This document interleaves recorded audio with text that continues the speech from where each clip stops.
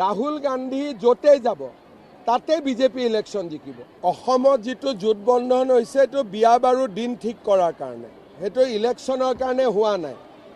আৰু য'তে অখিল গগৈ থাকিব গাখীৰত নিমখ ঢালিবই। খালি সকলোৱে, মইতো আৰু ভগৱান নহয়, মুখ্যমন্ত্ৰী, গতিকে যিমান পাৰোঁ 12 চনৰ পৰাতো কৰিয়ে আহিছোঁ, ইয়াক প্ৰাদেশিকৰণ, তাক চাকৰি, যিমান পাৰোঁতো কৰি আহিছোঁ আৰু কৰি গৈ থাকিম। অসমত যিটো জোট বন্ধন হৈছে এইটো বিয়া বাৰু দিন ঠিক কৰাৰ কাৰণে, সেইটো ইলেকশ্যনৰ কাৰণে হোৱা নাই। আৰু য'তে অখিল গগৈ থাকিব গাখীৰত নিমখ ঢালিবই। সেইকাৰণে সেইটো জোট বন্ধন লৈ আমি চিন্তা কৰিব নালাগে, সেইটো এক্সিডেণ্ট হ'বই কনফাৰ্ম। ৰাহুল গান্ধী য'তেই যাব তাতে বিজেপি ইলেকশ্যন জিকিব। আৰু এই কথাটো মই বিহাৰত কৈ আহিছিলোঁ যে ৰাহুল গান্ধী হ'ল বিজেপিৰ আটাইতকৈ ডাঙৰ ষ্টাৰ কেম্পেইনাৰ। যদি ৰাহুল গান্ধী আহি যায় বিজেপি জিকাটো পাক্কা হৈ যায়, তেতিয়াহ'লে আমি 100% জিকি যাম। যদি ৰাহুল গান্ধী আহে, এজনে মানুহ যিমান কৰিব পাৰোঁ কৰি আছোঁ আৰু কৰি যাম।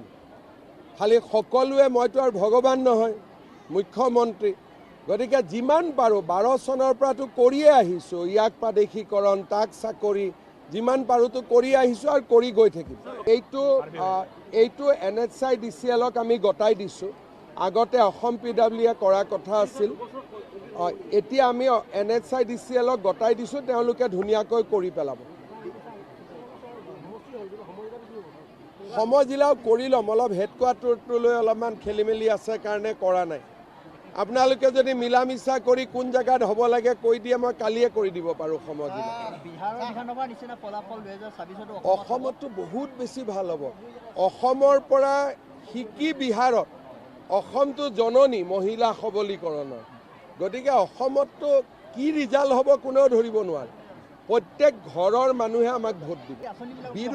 বিৰোধী গ্ৰাউণ্ডত নাই নহয়, বিৰোধী আছে হোটেল লিলিত, আৰু আমি আছোঁ মানুহৰ মাজত।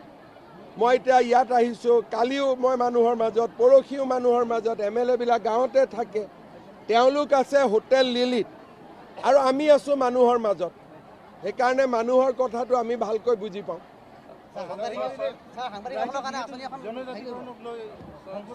মই ভাবোঁ যে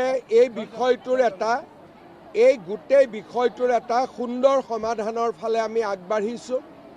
25 তাৰিখৰ পৰা যিখন বিধানসভাৰ অধিৱেশন হ'ব, তাতে আমি এটা প্ৰস্তাৱ দাঙি ধৰিম।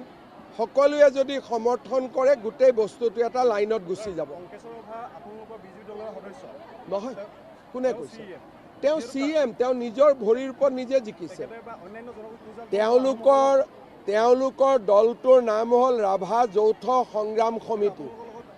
আমাৰ লগততো চব আছে, আপুনিও আছে, কিন্তু আপুনি কি ক'ব নক'ব তাৰ গেৰেণ্টিটো মই ল'ব নোৱাৰোঁ। ল'ৰা ছোৱালীৰ দায়িত্বই ল'ব নোৱাৰোঁ কি কয় কি নকয়।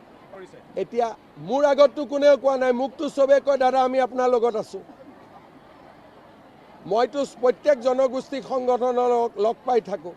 কালিও চাহ জনজাতি সকলোকে লগ পাইছোঁ। সকলোৱে কৈছে যে আপুনি মুখ্যমন্ত্ৰী হৈ যিমান ঐতিহাসিক কাম কৰিলে কোনেও কৰা নাই। আজি মিচিং জনগোষ্ঠীৰ মানুহে মৰম কৰা, আমাক সহায় কৰাৰ কাৰণে আজি আমি ইয়াৰ গোটেই ট্ৰাইবেল বেল বক্সত সকলোকে মাতি দিব পাৰিলোঁ নে নাই? আজি চিচিৰ বৰগাঁও এটা নন ট্ৰাইবেল সমষ্টি হ'ল নে নাই? গতিকে ভাল কামখিনিটোতো মানুহে আমাক প্ৰশংসা কৰি আছে নহয়। আৰু মোকতো কোনটো সংগঠন কওক, সকলোৱেতো মোক খালি, মইতো যিমান লগ পাওঁ সকলোৱেতো মোক এটাই কথা কয় যে দাদা আপোনাৰ দিনতে চব হ'ব লাগিব, কাৰণ আপুনি নকৰিলে আৰু কোনেও কৰিব নোৱাৰে।